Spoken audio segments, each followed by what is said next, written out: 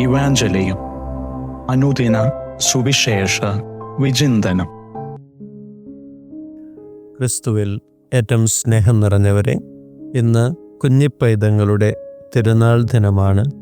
ഇന്നത്തെ സുവിശേഷ ഭാഗം വിശുദ്ധ മത്തായി എഴുതിയ സുവിശേഷം 2-ാം അധ്യായം 13 മുതൽ 18 വരെയുള്ള തിരുവചനങ്ങളാണ്. 1986 സാഹിത്യത്തിനുള്ള നോബൽ സമ്മാനം കിട്ടിയത് യഹൂദനായ ഈലി വീസലിനാണ്. മനുഷ്യവർഗത്തിൻ്റെ ദൈവദൂതൻ, മെസ്സഞ്ചർ ഓഫ് മാൻകൈൻഡ് എന്നാണ് നോബൽ സമ്മാനം കൊടുത്തുകൊണ്ട് സ്വീഡിഷ് അക്കാദമി വീസലിനെ വിശേഷിപ്പിച്ചത്.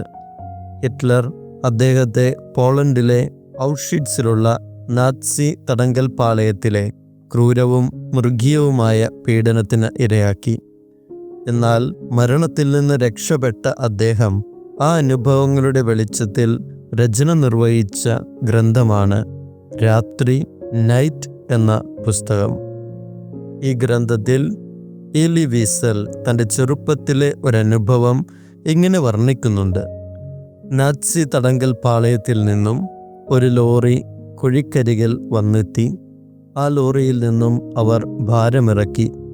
ശിശുക്കളായിരുന്നു ആ ലോറിയിൽ മുഴുവൻ, അഗ്നിക്കിരയായ യഹൂദ ശിശുക്കൾ. യഹൂദരെന്ന കാരണത്താൽ അഗ്നിക്കിരയാക്കപ്പെട്ടതായിരുന്നു അവർ.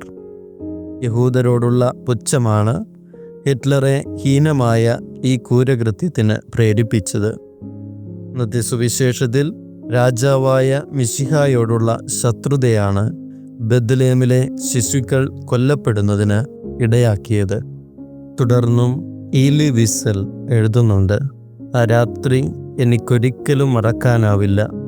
കൽത്തുറങ്കിലെ എൻ്റെ ആദ്യ രാത്രിയായിരുന്നു അത്. എൻ്റെ ജീവിതത്തെ ഇരുട്ടാക്കി മാറ്റിയ രാത്രിയായിരുന്നു അത്. 7 പ്രാവശ്യം ശപിക്കപ്പെട്ടതും 7 പ്രാവശ്യം മുദ്ര വയ്ക്കപ്പെട്ടതുമായ രാത്രി.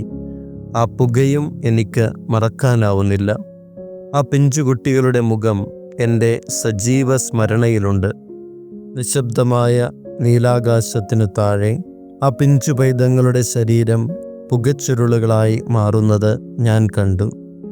എങ്ങനെയാണ് ഒരു മനുഷ്യന് ഇങ്ങനെ ക്രൂരനായി മാറുവാൻ സാധിക്കുക? സ്വന്തം രാജ്യം നഷ്ടപ്പെടാതിരിക്കാൻ, സ്വന്തം അധികാരം നഷ്ടപ്പെടാതിരിക്കാൻ ഒരു രാജാവ് ഉദയം ചെയ്തുവെന്ന് കേട്ടപ്പോൾ കുഞ്ഞിനെ തന്നെ, ചെറുപ്പത്തിലെ തന്നെ ആ രാജാവിനെ ഇല്ലാതാക്കി കളയുവാൻ വേണ്ടി ശ്രമിക്കുന്ന ഹെറോദോസിൻ്റെ ക്രൂരത ഇന്നത്തെ സുവിശേഷത്തിൽ നമ്മൾ കാണുന്നുണ്ട്. നമ്മളും സൂക്ഷിച്ചില്ലെങ്കിൽ ഹെറോദോസിനെ പോലെ ക്രൂരനായി മാറുവാൻ സാധ്യതയുണ്ട്.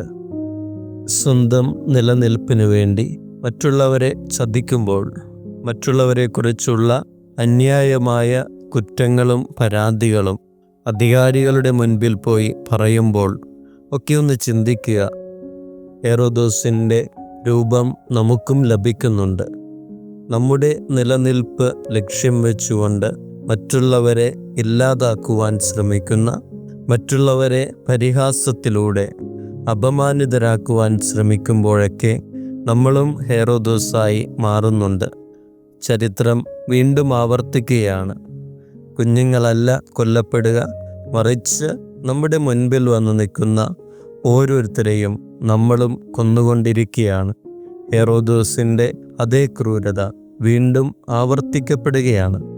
ഈ കുഞ്ഞു പൈതങ്ങളുടെ ഈ തിരുനാൾ ദിനം ഒരു പ്രതിജ്ഞയെടുക്കാം. ഒരിക്കലും ഞാൻ അന്യായമായി മറ്റുള്ളവരെ വിധിക്കുകയില്ല. എൻ്റെ മുഖം രക്ഷിക്കുവാൻ വേണ്ടി എൻ്റെ കുറ്റം ഞാൻ മറ്റുള്ളവരുടെ മേൽ ആരോപിക്കുകയില്ല. തമാശക്കാണെങ്കിൽ പോലും മറ്റൊരു ഹെറോദോസായി ഞാൻ ഒരിക്കലും എൻ്റെ ജീവിതത്തിൽ മാറില്ല. ദൈവം അനുഗ്രഹിക്കട്ടെ.